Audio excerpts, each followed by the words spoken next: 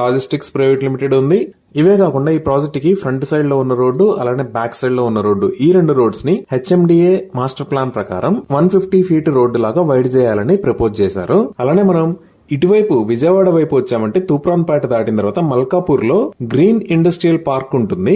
ఈ green industrial park మొత్తం సుమారుగా 547 ఏకర్స్ లో స్ప్రెడ్ అయి ఉంటుంది. ఇక్కడ ఆల్రెడీ కొన్ని కంపెనీస్ వాళ్ళ ఫ్యాక్టరీస్ ని స్టార్ట్ చేశాయి. Like Tejas food industries, Jagadishwar industries, అగ్రిగర్ సర్వీసెస్, రవిరాజా ఇండస్ట్రీస్. ఇలా ఈ ఇండస్ట్రియల్ పార్క్ వల్ల సుమారుగా 35,000 మందికి ఎంప్లాయ్మెంట్ వచ్చే అవకాశం ఉంది. ఈ ఇండస్ట్రియల్ పార్క్ దగ్గర నుంచి మన ప్రాజెక్ట్ దగ్గరికి జస్ట్ 5 మినిట్స్ లో రీచ్ అవ్వచ్చు. ఇంకా మనం హైదరాబాద్ వైపు చూస్తే ఈ లొకేషన్ లో వరల్డ్స్ లార్జెస్ట్ ఫిల్మ్ సిటీ అయిన రామోజీ ఫిల్మ్ సిటీ ఉంటుంది. అలానే ఈ ఫిల్మ్ సిటీకి పక్కనే సంగీ టెంపుల్ కూడా ఉంటుంది.